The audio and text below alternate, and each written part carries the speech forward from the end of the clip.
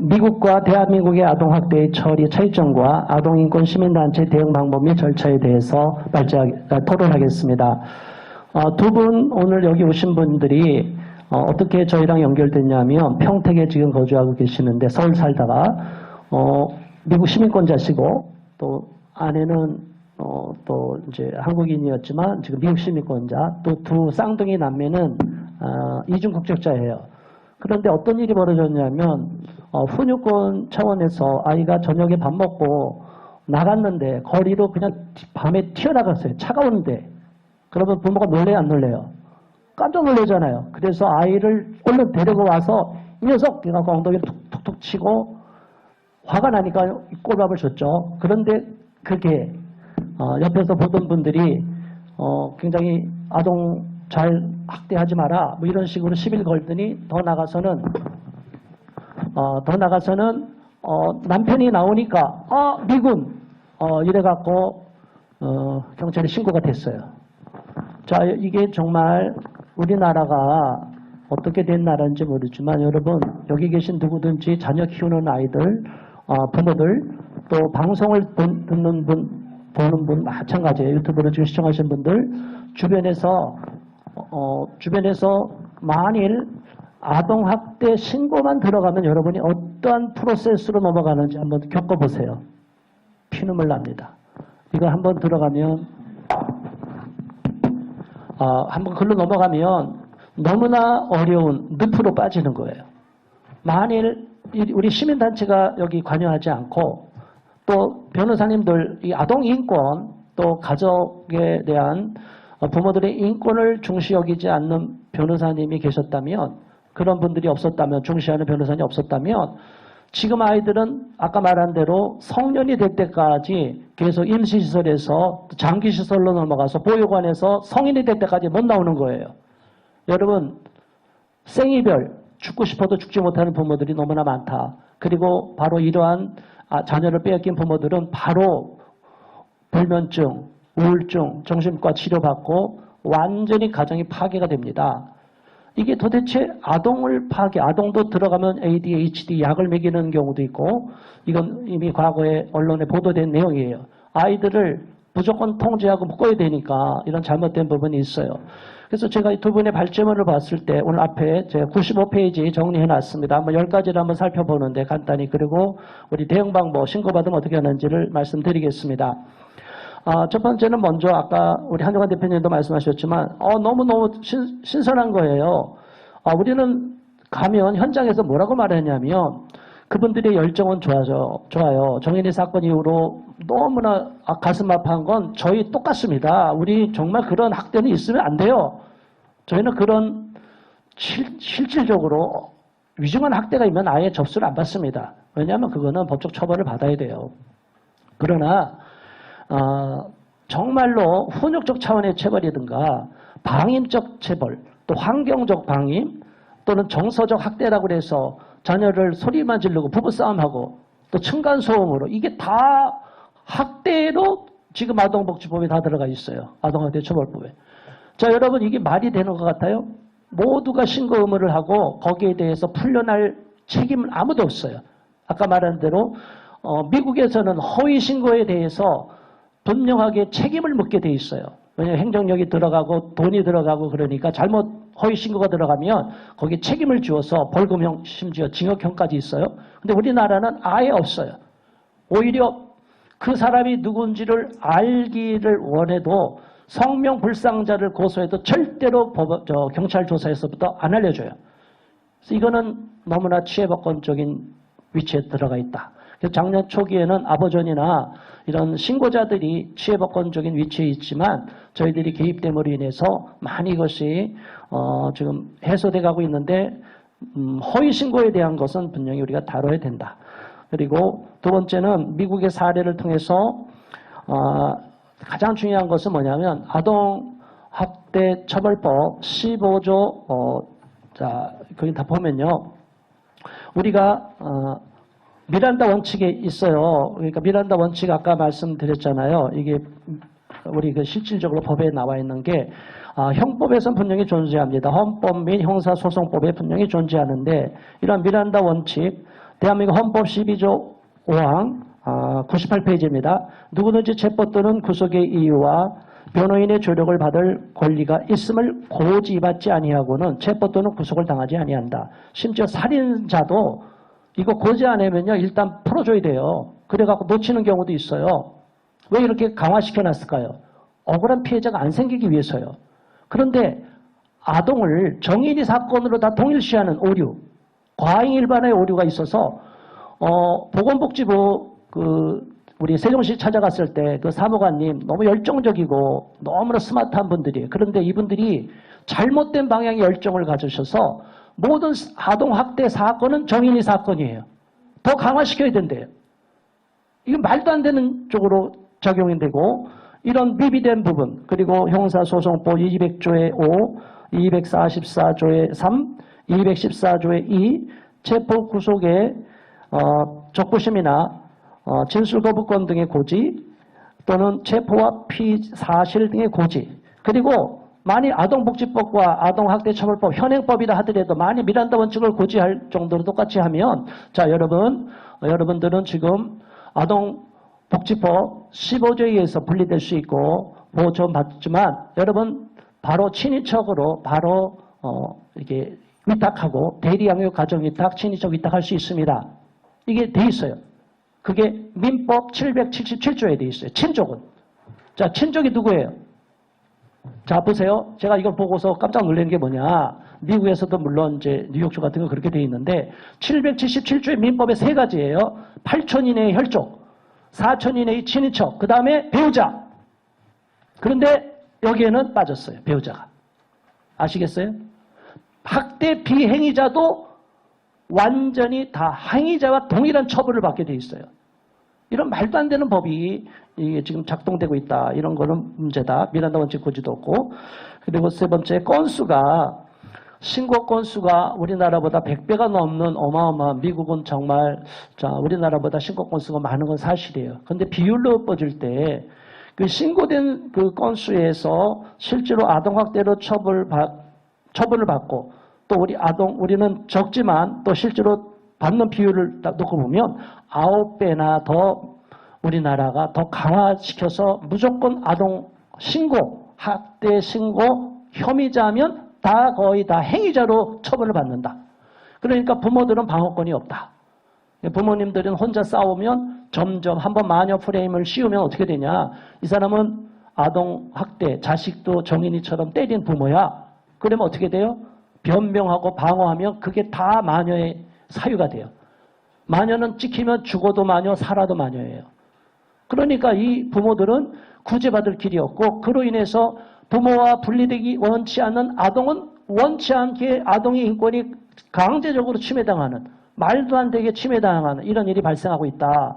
그런데 경찰 공무원들도 현행법이 이렇다고 그래요. 여러분 어떻게 지금 된지 아세요? 현재 우리가 고소를 하고 해요. 억울한 사람, 침해받은 사람, 위법한 사람 이제 고소하려고 그래요. 그런데 고소를 못하는 경우가 많아요. 왜? 경찰들이 이제는 고소권이 있는데 이제 법정으로 올려야 되는데 안 올린다는 거예요. 고소를. 대부분 사건을. 그런데 두 가지 사건은 무조건 올린대요. 첫 번째 아동학대, 두 번째 방역. 지금 방역 패스 반대하는 분 많잖아요. 정치방역. 걸리면 다 그냥 기소되는 거예요. 이런 독재체제로 가고 있다. 아동 인권을 빙자해서 모든 국민의 인권을 통제하고 부모 인권도 통제하고 심지어 아동 자체의 인권도 유린하고 있다. 이게 법의 사각지대. 아까 말씀하셨죠? 우리 그 사법부는 아동학대 처벌법 그리고 우리 지자체나 행정기관에서는 아동복지법. 양쪽이 엇갈려요. 이게 또 하나 예를 들면요. 제가 현장에서 많이 싸워봤을 때 도로교통법과 또 뭐가 있어요? 집시에 관한 법 있죠? 도로교통법과 집시법. 이게 상충이 돼요. 네, 그런 것까지 나왔습니다. 자, 넘어갈게요. 시간이 많이 제가 잘 지적했어요. 자, 미국 CPS 아동보호서비스 행정관청이 최초 신고만으로 다 분리되지 않고 여기는 최후의 조치로 작동하고 있고 주변 사람들의 의견을 충분히 들어보고 분리시킨다. 그런데 우리는 무조건 분리. 주변에 어떤 사람도 개입할 수도 없고 심지어 변호사님을 선임해도 변호사님한테 정확하게 답변을 안 해줘요. 그러니까 재판 날짜까지 기다렸다가 법정에서 겨우 변호사님이 발언권 할 수 있도록. 이건 말도 안 되는 인권이라는 이름으로 인권을 유린하는 게 너무 많다. 다섯 번째, 훈육권 문제는 말씀하셨는데 이 훈육권의 문제를 실질적으로 우리가 훈육권을 이렇게 체벌권이죠. 훈육 체벌권을 이렇게 허용하는 것을 없앴는데 미국 같은 경우는 전 주가 다 훈육권을 일정 정도로 인정하고 있다. 그리고 가정 내에서 아이를 체벌하 심지어 사랑의 매를 들어도 이 정도는 괜찮다고 용인해 주는 거래요. 국민들도.